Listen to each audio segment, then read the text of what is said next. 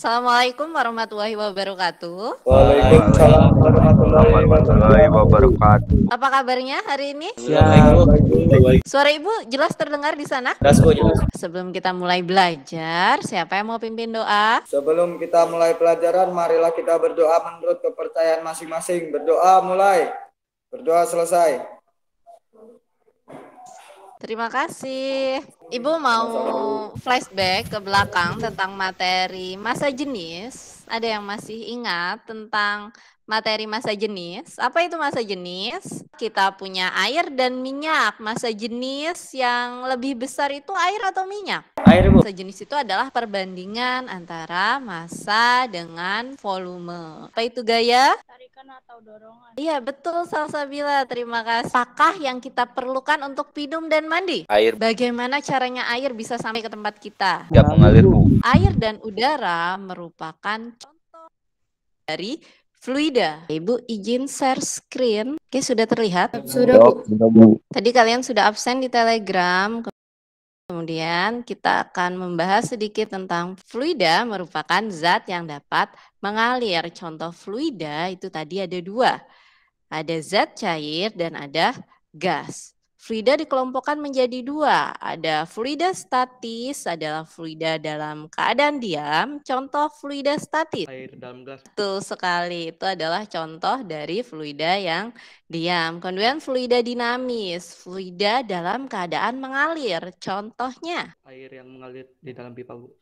Betul sekali. Hari ini kita akan belajar tentang tekanan hidrostatis. Kalian akan mempelajari tentang tekanan hidrostatis, kemudian tekanan mutlak. Tujuan pembelajaran kita hari ini adalah diharapkan kalian mampu menjelaskan fluida statis dan fluida dinamis dengan benar, mampu menjelaskan tekanan hidrostatis dengan benar, mampu menganalisis pengaruh kedalaman dan massa jenis terhadap tekanan hidrostatis. Pada bulan April tahun ini, Indonesia berduka karena ada kejadian tenggelamnya kapal selam KRI Nanggala. Ibu minta tolong Mutia. Kapal selam KRI Nanggala 402 yang dinyatakan tenggelam ditemukan terbelah menjadi 3 bagian. Ada bagian kapal yang masih utuh, tetapi terdapat bagian yang retak kecil. Dengan kondisi kapal selam yang berada pada kedalaman 838 meter, sangat kecil kemungkinan 53 awak kapal dapat diselamatkan. Selain menghadapi kedalaman lebih dari 830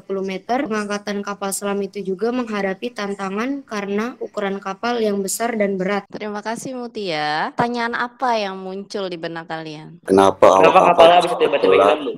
terbelah menjadi 3? Kenapa kapalnya bisa tiba-tiba hilang Bu? Kita akan membahas lebih jauh tentang kapal selam KRI Nanggala. Kalian punya pulpen? Coba tunjukkan pulpennya. Kalian tekankan bagian ujung runcingnya yang dipakai untuk menulis ke telunjuk. Sudah? Dicoba?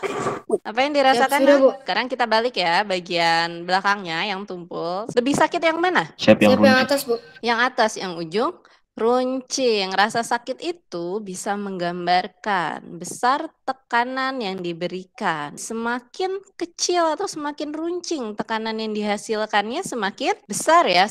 Kalau kalian melihat kardus, biasanya ada tulisan apa di kardus? Jawab isinya, Bu. Tidak boleh ditimbun lebih dari jumlah tertentu, Bu. Jangan ditumpuk Bu. Tepat ya, tumpukan maksimal. Biasanya tumpukan maksimalnya berapa? 8 Bu. Apa yang terjadi kalau kardus itu ditumpuk lebih dari 8, 20 misalnya? Penyok, Bu. Bagian mana yang penyok? Bagian bawah, Bu. Terlalu berat menahan beban. Karena tekanan di bagian bawah lebih besar. Bagian bawahnya itu mengalami tekanan lebih besar karena di atasnya itu banyak tumpukan. Semakin tinggi tumpukan berarti tekanan yang dialami kardus bagian bawah itu akan semakin besar. Persamaan dari tekanan itu didefinisikan sebagai gaya tiap satuan luas. Rumus dari tekanan P sama dengan F per A. F-nya itu gaya, A-nya itu luas, penampang. Gaya semakin besar, tekanannya pun akan semakin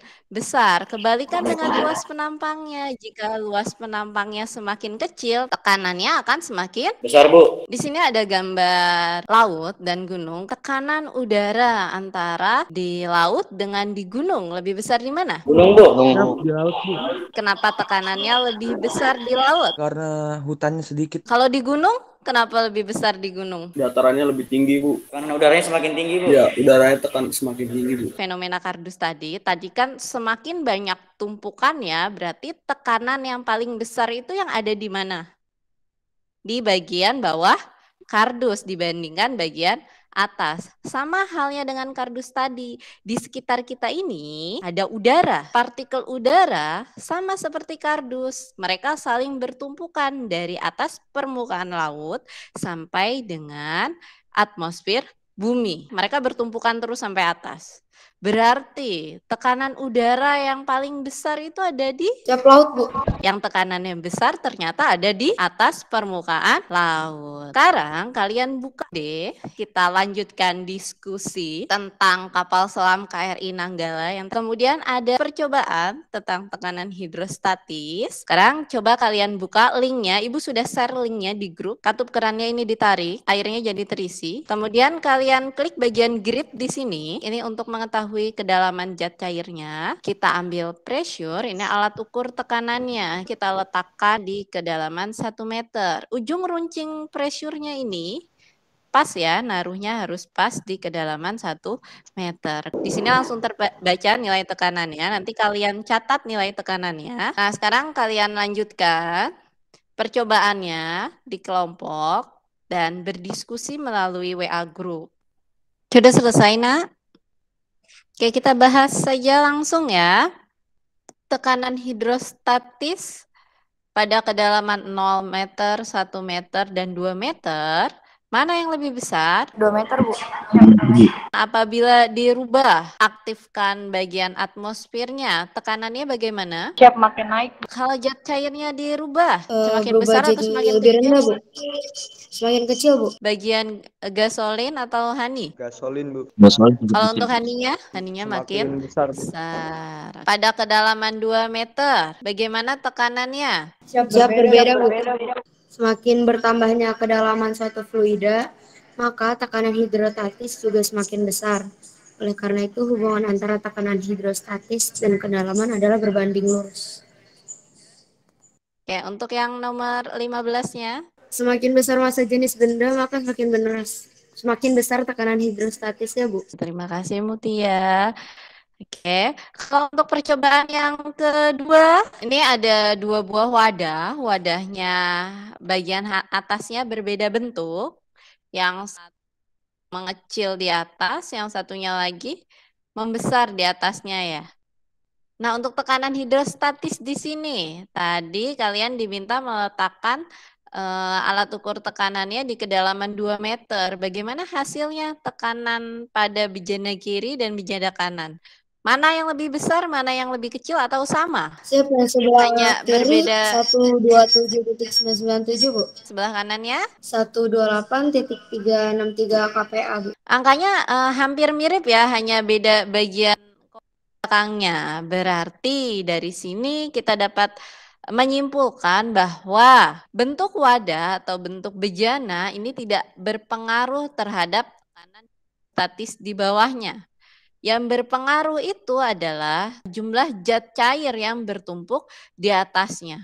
Semakin dalam, maka tekanannya akan semakin besar. Jadi bentuk wadah ini tidak mempengaruhi nilai tekanan hidrostatis. Yang mempengaruhi adalah Kedalaman, Bu. atau jumlah zat cair yang ada di atasnya. Kalau kita kaitkan dengan tadi kasus yang tadi tentang kapal selam KRI Nanggala, sekitar 800 meter ya kapal KRI Nanggala itu tenggelam. Kamu bisa bayangkan seberapa besar tekanan hidrostatis yang dialami oleh kapal selam itu. Kapal yang terdiri dari besi baja itu saja bisa terbelah menjadi 3 bagian berdasarkan berita tadi.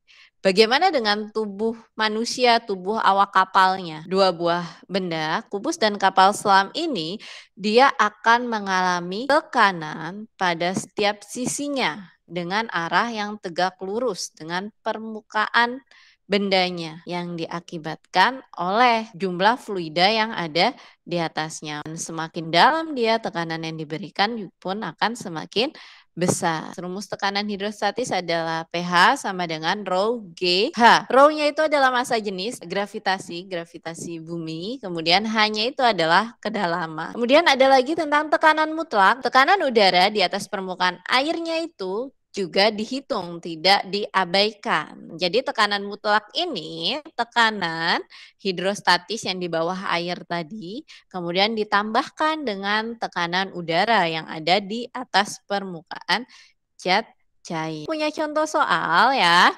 Kalian lihat tabelnya, pada nomor 1 dan 2 ini adalah massa jenis air 1000 kg meter pangkat min 3, dan poin nomor 3 dan 4 ini adalah massa jenis air laut sekitar 1025.